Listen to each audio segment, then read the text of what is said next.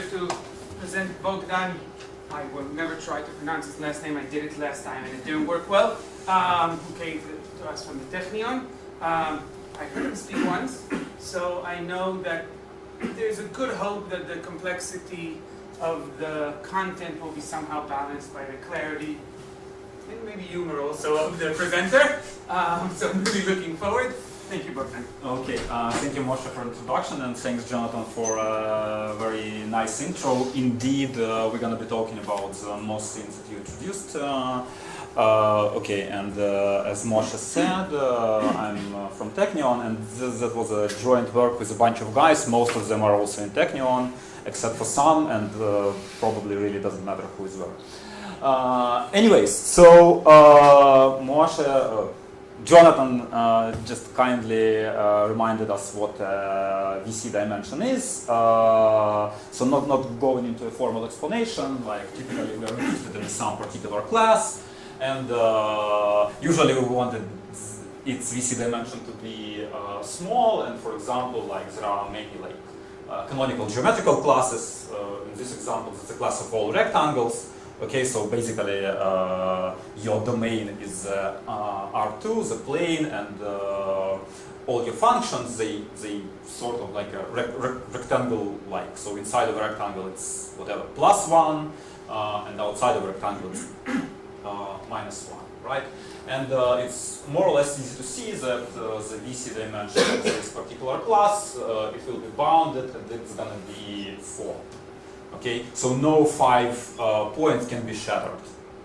Okay, like in this example, and it sort of maybe looks a little bit like what Jonathan was saying about radon stuff. So if you take any 5 points, then we take sort of the upmost one, the bottom, the one on the bottom, the one on the left, and the one on the right. If all of them are labeled plus, whatever, if all of those 4 points are inside of this rectangle, then the point in between is also in this rectangle, and so it can't be labeled minus. So any 5 points cannot be shattered. Okay, we are now, so Jonathan already told us what a VC dimension is, and we are going to be interested in 2 related notions. One is called maximum classes, and another is called dual VC dimension. I don't remember which comes next, so let's see. Hop! Okay, it's maximum classes. Okay, so one good thing about having a bounded VC dimension, and you all know that bounded VC dimension is good for learnability, but it also comes with some like combinatorial properties. Okay, in particular, there is a famous lemma. It has multiple authors. Typically, it's called Sauer-Schiller. That if you have assuming your domain is finite of size n, and assuming that your VC dimension is at most d, then your class cannot have more than this number of functions or concepts in it. Okay, so it's like the binomial sum, and it turns out that like a lot of combinatorial equations or inequalities, they come with what is called like extremal objects. So for some classes of bounded VC dimension on finite domain, this inequality is going to be sharp. Okay, and again, often it is the case that extremal objects, they are in some sense unique, but not in this case. So for a fixed VC dimension and for a fixed n, there's going to be like many very different maximum classes. Okay, and one maybe example of how can you construct a maximum class. In this case, it's a maximum class of VC dimension 2. Is basically by putting a number of straight lines on this plane, make them in general position so that any 2 intersect, and no 2 intersect at one point, and no 3 intersect at one point. Okay, and then you sort of orient each line. So you're taking a line and you're saying that this part of the plane is going to be like positive, this one's going to be negative. Okay. And then if you have, like, no matter how many lines do you have, like assuming it's a finite number, those family of lines will sort of dissect your plane into cells or connected components. And each of those components, it will be on some side of each line, and then you basically just assign to this connected component this like labeling. Okay? And then you will have a class. Okay? So your domain is now lines. In this example, I have hopefully 4 lines, right? And so the size of the domain is 4, and the VC dimension is 2 because we are doing it in R2, and we can do it in RK, and we can have as many lines as we want, and we get a maximum class of we'll get a maximum class of dimension K. Okay, so it's not maybe too obvious that this class indeed is going to be maximum, but it's like a well-known, like sort of canonical example of such classes. Maybe this particular example will also be meaningful in what I'm going to be talking about next. Okay, so that's our maximum classes. Any questions about that? Any questions? Yeah.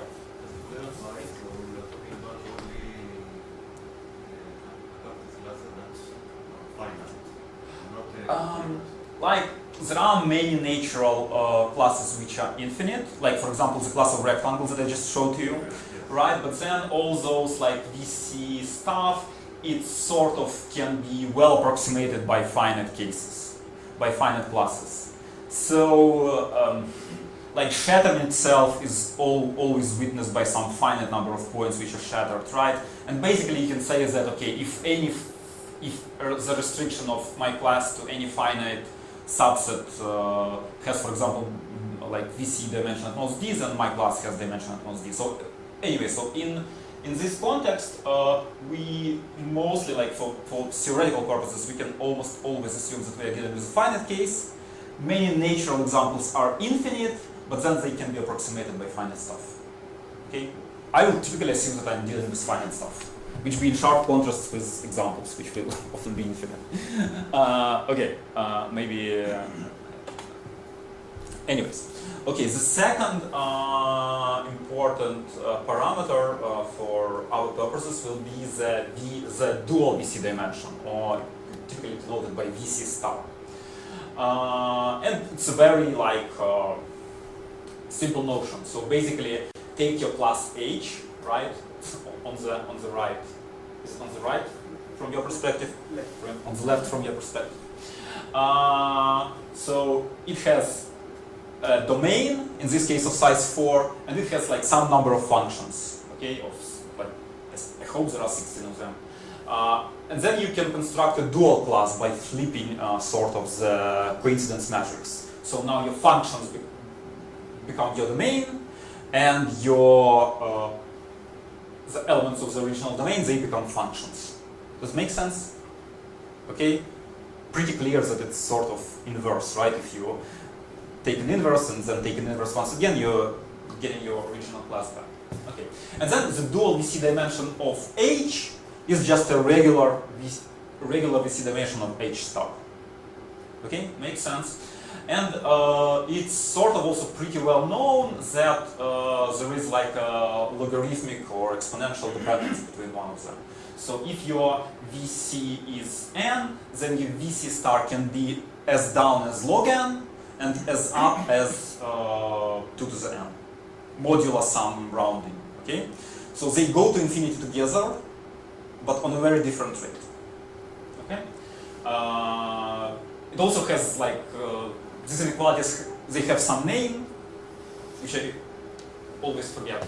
But basically, it's a very easy thing to prove. Basically, you just consider this particular class and that particular class. Just a matter of formal definition. So, since H is not defined with respect to a finite, so it's somewhat connected to the previous question. So, H is infinite. It might be infinite. Okay. And then this transpose happens with respect to a finite set of points. So do we define H star as like union or something, or like corresponding to a certain number of points, to the dimension? How exactly? Yeah, so I guess what you're saying is that when we do this flipping, we may end up in a situation when some of our functions, they sort of identical as functions, right? Like it depends on the number of points and on the positioning of points. Right. And so you can maybe say specifically for the VC, for the number of points as dimension, or like, is there a canonical definition, or it's like pair set? Canonical definition of this transpose? Of what's the dual? Of if what's you the didn't dual? choose the points yet. Well, no, but like in what I always have some domain, right? And I always have some collection of functions. That's a definition of a class. So right? the 4 here is the entire domain. Right, 4 here is the entire domain. Okay. I thought it's a subset of points from the domain. Okay. No. We're doing it for the whole domain. Okay. Right. Any other questions, maybe so far? Yep. Just say, let's say the H is a linear function foreign to R. So what would be H star in this case? Good question. So your x are all linear functions. So in this case, it would be somewhat similar, because each function. Well, let's say that we are not talking about a fine function. Let's say that we are talking about whatever homogeneous, right? Going to the origin. So each function is effectively defined by a non-zero vector. Maybe you can formally also throw in a zero vector in. Okay. And the domain is also points, right? So each function is defined by a point, and each element in the domain is defined by a point, and then what? And then a function v on a vector x equals to 1 if and only if f times x is greater or equal than 0, right? And then to get the dual class, you sort of flip x's and f's, but then the definition effectively remains the same, right? Because it's still R2 and R2, and that's somehow related to this SVM thing, because for SVMs, like the class of linear classifiers has VC and VC star equal to each other and equal to something like n plus 1 or something. Every time it's a post-processing of a function that's symmetric in the point and in the classifier, so flipping them makes no difference. Right. So for this case, VC and VC stars they're going to be the same. But that's a particularities of this class, right? In general, they can be very different. All right. Then again, Jonathan told us about sample compression. Just like a brief overview. Again, for the very same class of rectangles, basically the sort of proof that I gave that VC is at most 4 is effectively given by a sample compression scheme. So the idea is that we had some sample, some of the points are labeled plus, some of them are labeled minus. Now we can take the leftmost, rightmost, topmost, and bottommost plus labeled points, and then we're gonna assume that so those points are sampled from some rectangle. We don't know from which, right? But we're gonna assume that they are sampled from the rectangle defined by those like four endpoints. Okay, let's try it this way. What does it give me? It now tells me that if I only remember those 4 points, and now I take any point from my sample, from my original sample, right? Not any point in general, but any point from my original sample, I can restore the label of this point. I just can like, tell if x coordinate is between x coordinate of these guys and y coordinate is between the y coordinate of that guy. Okay. Then there are some boundary cases, like what if all my labels are like if I don't have any positive labels, but those are like marginal cases, right? That's the whole idea. So given a sample which comes from some rectangle, I can always sort of keep only like 4 of them, and then restore some other rectangle, not my original one, but this rectangle star restore, it would agree with my sample. okay, that I sort of compressed. That's the idea of sample compression. Okay, and then as this was like this, yep. Can you clarify what you mean by information? It's like the convex hull or location of the points in the plane. So my sample in this case. So again, I'm dealing with a class of rectangles. So now I have a sample from it. What is a sample? Sample is a collection of points with labels. Okay, I'm getting some point in my domain. Okay, and a label which tells me if this point is in my particular rectangle or is not in my particular rectangle. Okay, and now by sample compression I mean the following. So I have the sample. Okay, I keep only a small portion of the sample. In this case, only 4 labeled points. Okay, and then if I'm getting any point from my sample back, but without label, I can tell you what the label is. Okay? I hope this answers your question. Yeah, like because the word information. Right, but by information in learning theory, we typically mean sort of the ability to restore labels. Okay? Alright, where was I? I don't remember where I was. So anyway, so that was a like recollection about the sample compression scheme conjecture. Oh, okay, I remember. So what Moshe and Jonathan discussed is the following conjecture, which I think is coming somewhere. Let me see. Yeah. Okay. Yeah. Okay. That's just a formal definition of a sample compression scheme. Okay. So you're having a sample, you keep in a small subsample, and then you can restore. Blah blah blah. Nice picture. Sorry that. We're skipping over it. Okay, so there's like this big conjecture, like one of the most well known in this area, that if you have a class H of VC dimension D, then there is a sample compression of size D. Okay? And this conjecture is sort of like, okay, maybe there is you cannot prove it for exactly D, but maybe you can prove it for big O of D. It's still gonna be good. For a long period of time, it was unknown. So you can see that 86 here and 2015 on this. It's like 30 years. For 30 years, it was like unknown at all if for a VCD you can construct you can have a sample compression which depends only on D. Okay, maybe there are some very exotic classes for which there is like no small sample compression at all, although their VC is bounded. Okay, so in 2015, like Moran and Yehudayoff, they proved that you can actually do it in exponential of D.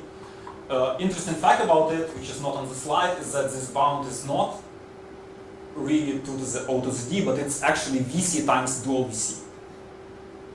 Okay. And then, because of what I just said, VC, like dual VC can be exponential in VC. So here comes, so if you sort of state it only in terms of D, you would get something like that. Okay? All right, good. Right, but it's still like wide open for O of D. So there are no counterexamples. I don't think there are counterexamples even like for exactly D. So there is like a lot of good questions that one can ask, that one can work on. Okay, and just like here, so the VC dimension of this class was 4, and basically we sort of proved this VC dimension by exhibiting a sample compression scheme of size 4. So in many cases it's like very natural. So you know that there is like general theory that VC regulates learnability and VC effectively corresponds to the learnability rate. But in some sense, in many natural cases, you actually have a sample compression. So it's not only like it's a nice theoretical framework, but like many natural classes have them. Okay, and so yes, there is like a big conjecture, and there was some sort of a program about it, which was outlined by Floyd and Wormwood themselves. So Floyd and Wormus, those are the guys who came up with this conjecture. And the idea was as follows. So let's take a class of VCD, okay? And then we can try and embed our class into potentially bigger class, which is nice in some sense. And for this perspective, being nice means being maximum in the sense that I've defined. And also there is some sort of relaxed notion called extremal. I'm not going to go into that, just a little more nuanced, but effectively the same idea. And the question is, can we do this embedding without blowing up the VC dimension? Okay? All right. And like in principle, not maybe exclusively to this framework, it sort of sounds like a reasonable idea, right? You have some complicated object of some dimensions that you care about, and then there are like nice objects, the objects with which you know how to work well. And they also have this dimension. And maybe if you can nicify your object without increasing the parameters that you care about too much, and then you can maybe do some stuff, and then they, by extension, be applicable to your original object. Anyways, a little too abstract, but anyways, that was an approach on which people worked. So again, the idea is to take an arbitrary class of VCD and embed it into maximum class without blowing up the dimension. So for example, like maybe more or less recent result is Rubinstein's. They did it for intersection closed classes. Okay, so also like a nice big family of classes, and they did it with linear, with only linear increase in VC dimension. Okay, and then it is known that for maximum classes there are compression schemes of the respective size. Okay, it's also not like super old result, but like compared to the sample compression, right? But okay, they do have this sample compression. That's why maybe from the perspective of this conjecture, maximum classes are nice. Okay, because we know how to construct sample compression. Okay, so that was the plan. And effectively, in our work, we showed that this step you cannot do without blowing up your VC at least exponentially. Okay? Yeah. So that's the whole point, right? Because the exponential ones, they are known to exist by Moran and Yehudayoff. So we'd be really interested in doing something sub-exponential, but we can't. Okay. So now the idea of the proof is very simple. So first of all, let's take the class such that its VC star is n and VC is the smallest possible. Okay, we know that it can be logarithmic in n. Okay, so that's H4 for example, and again it's just a transposition of the basic class of all possible functions on 4 elements, right? Okay. Anyways, so its VC star is big compared to VC. And then, okay, suppose that we can do that. Suppose we can embed this class into maximum class. And it's also sort of easy to show that if you embed one class into another, then VC dimensions, then both VC and VC stars can only increase. Okay? So, okay. And effectively what we proved, so that's sort of the focal point of all this paper, is for maximum classes, the VC star, it actually sort of linearly lower bounds the VC. Okay? In general, there can be like exponential gap between them, but for maximum, it is only linear. And as a matter of fact, it's like this. Okay? It's not like linear for some crazy constants, but it's like 2 VC plus 1. Okay? And then basically just with some arithmetics, you can see that if you embed this class Hn into any maximum class, then because there was like a big gap between VC and VC star can only increase, but now because it's maximal, it will drag the VC all the way up. Okay? Because we can no longer have an exponential separation, it's just linear. Okay, does it make sense? Okay, any questions so far? How confused are you? So I'm trying to understand. The order of steps is we had some VC. Right. We did the embedding. Therefore, now our VC is VC star in a way, and that VC star, because we did. No, wait, sorry. We did the embedding. We don't have. We still have a VC. VC, but now we do the transpose, and then that proves that we're in trouble. No, we do not. We do the not, order of the story. We do not do transposes. Let me just show. Let me say that I have a class H whose VC is 5 and VC star is 2 to the 5. I don't know how much 2 to the 5 is, but like it's like probably that's a lot, right? Now I embed H into the maximum class G. G is maximum.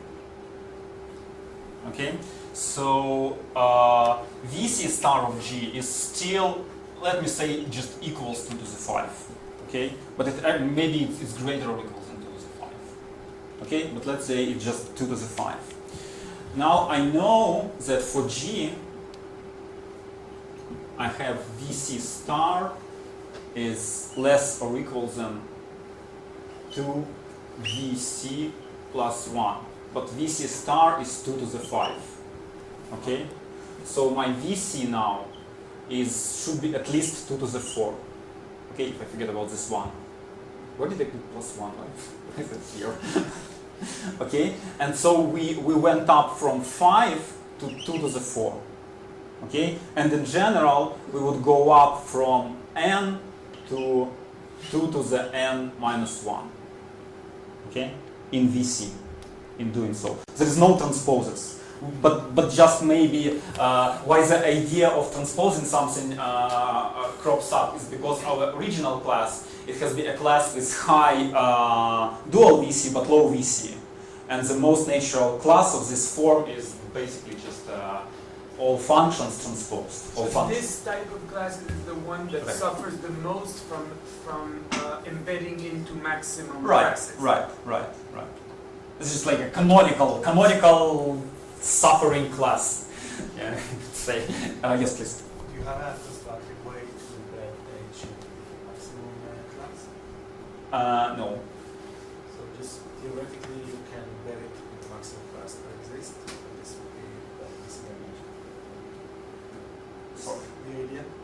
The idea is that I want to find some maximum class in which to embed H. So people were working in this direction. I'm not sure if, so that's maybe also one of the open questions. So we showed that there is at least exponential blow up, but we don't know if it can be done at all, in principle. In principle, it can be worse. Okay? Okay, does it answer your question? Okay, great. Okay, now let's go to the proof of it. So again, as you have seen, that's the structural result that we care about, right? Everything else just like follows from. And this is a structural result about maximum classes. So there is like no more learning theory in a way. Maybe just nobody cares about maximum classes except for learning theorists. So in this sense, there is still some learning theory in it. It also applies for extremal classes. I didn't define them, but they are just some relaxation of maximum classes. Okay,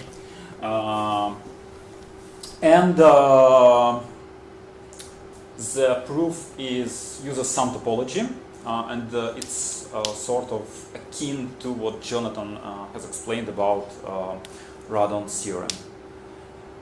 Okay. All right. So in order to apply some topology, we need usually some topological space. It's very hard to do topology without having topological spaces. In this case, the topological space that we're going to be working with is called the cube complex of a class. Okay. Okay, and this topological space is constructed as follows. So first of all, you take the class. Okay, it has some like elements which we will consider just points. All right. Then you construct the one inclusion graph. All of you know what one inclusion graph is? Okay, it's like so the vertices are the elements of your class. Okay, and then you put an edge between any two neighbors. So for example, this guy is like plus plus minus plus. And this guy is plus minus minus plus, so they only differ on one coordinate. Okay, so you draw an edge between them. And why is the topology? How do you construct Okay, so any graph you just can consider it as a one-dimensional simplicial complex. Does it make things easier? Yeah, definitely definitely explained a lot, right?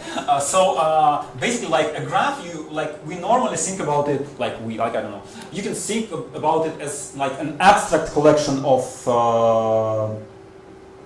vertices and like an abstract collection of like lines. Okay, so those lines they don't live anywhere. They just like pairs of vertices, whatever, right? But you can think about it as like this line segment as literally being the line segment. Okay, and then you would have a collection of points, and then you have a collection of one-dimensional intervals between those 2 points. That's basically the definition of a one-dimensional simplicial complex. Okay, you just literally treat every edge as an edge, not as in some abstract entity. Okay. So this way, this is already a topological space. Good. Question? Oh, it's random. Sorry. Okay, but that's not going to be enough for us. We'll need to go further. And now you see in this like graph, you now have like squares, for example, right? Okay, and you fill them in. By filling them in, I mean that literally, like sort of like topologically add this square. Okay, now your square is a part of the topological space that you are constructing. Okay, all right, great. Since you're already referring to the geometry here, this is actually a picture that's supposed to be in 4 dimensions. If we want to, right, like the W direction should be orthogonal. Yeah. So we're missing some of the points. So just trying to. Right. Okay. Okay. Yeah. That's actually a great question. So a normal way of thinking about your class versus eraser is like maybe. Yeah. So in this particular example, we have like 4 coordinates, right? We have 4 coordinates. And then we can sort of put each coordinate into a 4-dimensional integer, 4-dimensional hypercube, right? So in a sense, you can think about this picture as being embedded into 4 dimensions. If you are comfortable with thinking in 4-dimensional terms, be my guest. Okay. Here I sort of drew it in like 3 dimensions simply because I could, right? Because I sort of like bended the double V dimension here, and then Z is pointing sort of inwards. But as a matter of fact, this cube complex that we have here, it's only 2-dimensional. It's 2-dimensional because we only have 2-dimensional cubes. Okay? Does it make sense? Okay, so we potentially, if we would have another point here with appropriate labels, we then would add the squares, and then we would fill in the entire cube. Okay? Great. So that's the topological space that we care about for this purpose. Any questions so far?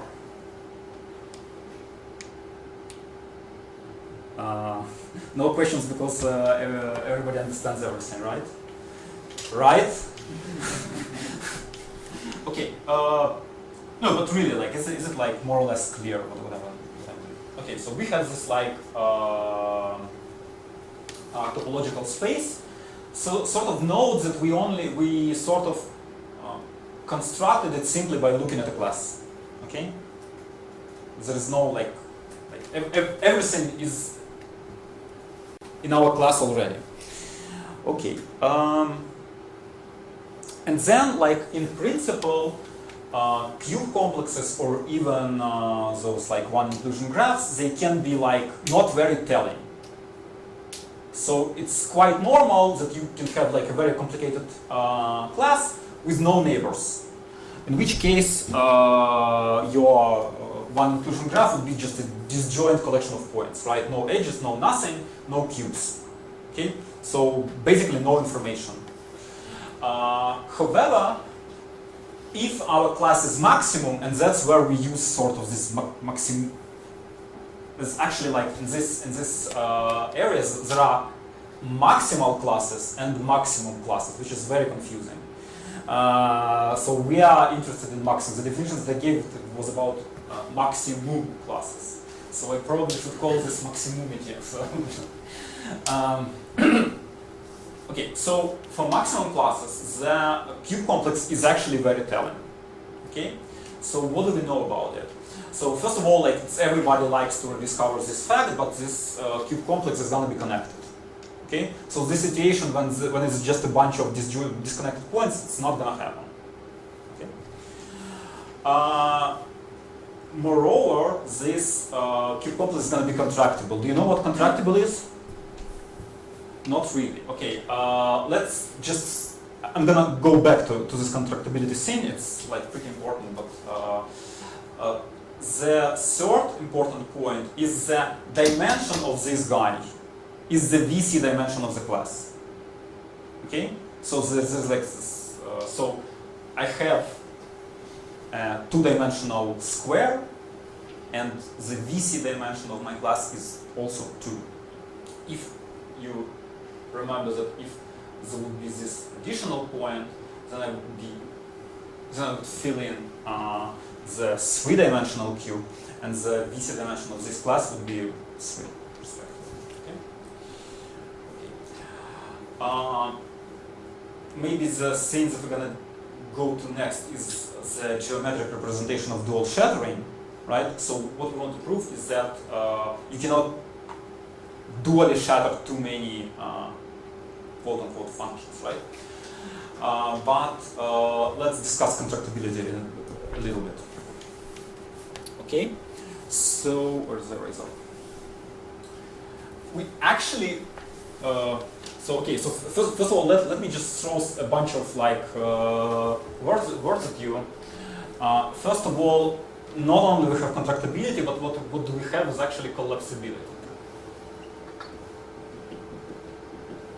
Collapsibility, it implies contractibility.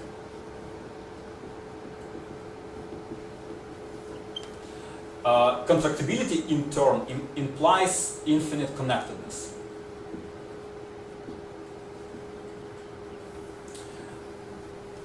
That's what we have. That's what we need. So we don't even need contractibility per se, as we need this infinite connectedness. So maybe let me say, let me define what is an infinite connectedness, right? So first of all, like you all know what is just connectedness, right? Just connectedness of a topological space. If your topological space consists of two parts and it's disconnected, the idea is that you can travel along the path from any point to any point. Okay. And this, as far as I remember, is called zero connectedness. So there is like normal connectedness, which in this generalized term is called zero connectedness.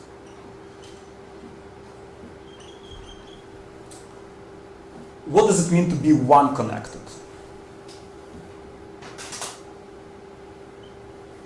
One connected means that you take your space, okay? Then you draw a circle in it. It's a topological circle, okay? Topological. So I should now. So okay. In Jonathan's terms, which he himself introduced, we have a one-dimensional sphere. And we have a one-dimensional wall. Okay, so by drawing a circle in my space, I mean taking a continuous map from a sphere, from a normal sphere, into my space V or whatever. Okay, and now one connectedness. It means that I can take a sphere. Okay, the sphere is something that sits on the boundary of a ball, right? So that's my S1, and inside of it I have a ball. Okay, then I map the sphere, and now I want to extend my map from like to the whole ball. Does this make sense? Okay, so if I can do that, then I am one connected. When my space is one connected. So the simplest example of the space which is not one connected is just like the whatever it is. Oh yeah, right, ring. Somehow I was thinking about donut, but donut like three-dimensional. Okay. The idea is that if you take this circle in it, you wouldn't be able to, like, the whole would prohibit you from like sort of extending from contracting it in a way. Okay. Okay. So that's one connectedness, and higher connectivity they are defined in a similar way, right? So you take the sphere of an appropriate dimension. You map it into your space. If you can extend it, if you can always extend it to a ball, then you are like K-connected. Okay? If you can do it for spheres of arbitrary dimensions, then you are infinitely connected. Okay? And that's what we need. Okay? Just maybe a final remark. So why, in those terms, why normal connectedness is called zero connectedness? So, like a sphere of dimension 0 is just 2 points, and the one-dimensional ball is just an interval between them, right? So in these terms, it means that if you can embed a sphere into your space, and embedding a sphere means simply putting 2 points in your space, then you can connect them by a line, where the line would be the image of the guy. Okay. All right. So that's contractibility, connectivity. Any questions about that so far? Yeah. Like when you say a smaller dimensional, like a b-dimensional, can still be more than b-connected. How do you not use it? Say again. Like how do you embed the sphere in a lower dimensional space? So like if you have a 2-dimensional space, you can connected? No, but like, yeah, sure, it can be three connected. I mean, you can. Let me say the simplest space which is infinitely connected is just a point, right? Right. So take a point, right? What you need to take a sphere and extend any map from a sphere into your space to the map of the ball into the same space. But there is only one map, right? If it's just a single point, then you can only map everything into this point, and then you trivially extend it this way. Okay? So it's not about sort of dimensionality. It's sort of about having holes, maybe multi-dimensional, like higher dimensional holes. Okay, so hopefully there is like some intuition behind those things. We have 10 minutes, so let me sort of speed up a little bit. As a matter of fact, it's like not that much left. As Jonathan was mentioning, we are interested in topological radon theorem. Why? Because, as it turns out, K shattered points, they, if you have in your cube complex, okay, sorry, let me say it again.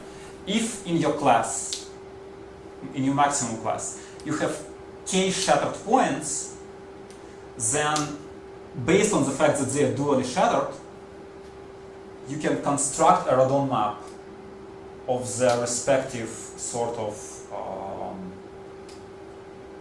dimension.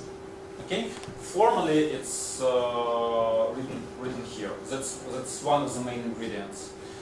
So if we have an extremal or maximum class, it dually shatters K concepts or functions, then there is a radon map of dimension K minus 1. Okay?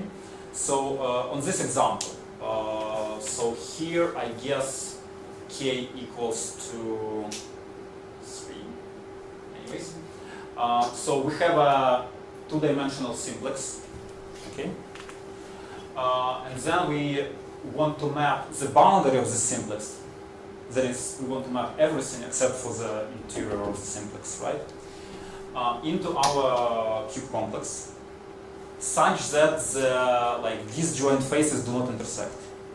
Disjoint faces do not intersect in this sense means that we have a line between A and C, and B should not be on this line.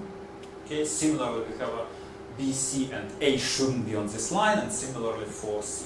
Okay. So we want something like this on this picture. So the line from BC, it goes in this green cube. The line from A to C goes in the blue cube, and then in the yellow cube you have this AB line. Okay, makes sense. Okay, so now how the map is constructed? We are taking the whatever number of concepts, 3 concepts in this case, which are dually shattered. In this example, they are not dually shattered, but they are sort of like almost on. That's enough for our purpose. Now, let's take a look, for example, at our concept A. The thing is that there is a coordinate x in which A is positive and everything else is B and C, they are negative. Okay? It's effectively more or less corresponds to dual shattering, right? Like dual shattering is like a separation in this cube complex. So we can take coordinate x and sort of remove all the cubes corresponding to it. Then there is like a property, it's like a general well-known property of shattering extremal systems, that if you restrict your attention to only one of those guys, it's still gonna be a shattering extremal. Okay? And in particular, everything that we said about the cube complex would be applicable to this guy. So this cube complex is nice. Connected, contractible, whatever. Okay? Because it is connected, we can draw a line between B and C in this part of the down, in this part of the cube complex, right? And A lives in the different part of this cube complex, so there is no way that A will end up being on this line. Okay? Yep. So you basically need to impose a condition on the extreme points, right? imposing conditions like I'm not sure what they're saying by extreme. So my B and my C, they correspond to functions. So remember that those are the corners of my cube complex, right? So they correspond to functions, right? And when I'm dually shattering, I'm shattering functions using coordinates. Okay? So let's say it's like in some sense, dual shattering means that, for example, I take concept A, B, and C. Then there's got to be a coordinate such that A is like positive on it, or vice versa, and B and C they are negative on it. Okay? So I'm separating them by this coordinate. Okay? And then I'm simply using the fact that B and C, because they were both negative in X, they live in one portion of this cube complex, which is still nice, which sort of inherits all the nicety from the big cube complex. They are not extreme, or they are like no nothing, but we know that the cube complex is nice. B and C are now just points in this cube complex, and the cube complexes, for example, connect. So we can connect them, right? Connected literally means that you can connect any 2 points, in particular those two. Okay? Inside of this guy. Maybe they are extreme in the sense that on the topology that you mentioned before, if they are part of a convex set, there must there is no really like there is no real like in this case our like cube complex is sort of like simple. You can think about it as being embedded in a plane, but in general there is like no convexity per se. You can impose it in some way, but there is topology. That's good. So we don't need the normal Radon theorem. We need the topological one. Okay. Okay. Okay. So that's how I construct a Radon map. So first I connect B and C, then I connect A and C, then I connect B and A, and then by combining those three together, I get my Radon map. Okay. Radon simply means that disjoint faces are disjoint. Okay. For each one of them, you had to use a different coordinate. Right. So that tells us something about the maximal number of points that can be in the set. It can be at most the number of coordinates you have, which is effectively the number of points in the domain. Right. Or it's too big. Right, but the domain is unbounded, right? We're interested in VC. Right. So in principle, yes, but that's not helpful. it's not very helpful in this case. Okay, and like in this case, so you see that I only used like connectedness, right? I didn't use this like fancy one connectedness, whatever. But if, for example, there is like another point D, I want to go with my constructor further, I would separate D from those guys. Now I know that this thing is one connected, and this map it defines like a quote-unquote circle. So now I can sort of like contract it, right? So you see it's going to be like this. Okay? And then I can continue in this way. Okay? That's why we actually need those like connectivity for as far as it goes. And then, as Jonathan mentioned, there is a Radon theorem which tells you something about convex sets, right? Convexity doesn't really work for us because we don't have a natural way of imposing convexity, but we do. Luckily for us, there is a topological Radon theorem. Okay, and topology we can use. Topological Radon theorem would be just a little short of what we need, because topological Radon theorem tells you something about Radon map into Rn or Rd. Okay, and here we have a cube complex which is not Rd, although not, but it is d-dimensional, at most d-dimensional. So we don't know what it is, but we know it's dimensional. And luckily for us, there is like more or less easy extension of the topological Radon theorem, not only to maps into Rd, but to maps into arbitrary d-dimensional spaces. And you lose those like these two. Okay, so for normal Radon it's n+1, and then for sort of Radon that uses that knows only about the dimension of the target space, it's 2n+1. It's like it's not hard. It's something that we proved, but basically you get it by sort of composing several normal stuff. And I guess I've run out of time. Not yet, 1 minute. Okay. So okay, basically, by combining those stuff, combining the stuff that we know about the VC dimension of this cube complex, the argument about having a radon map from dual shadow and from the fact that there is no radon map if the dimension is too big, you get this bound. Okay. I added some sort of open questions, but it's not very important. Okay, so thank you for your attention.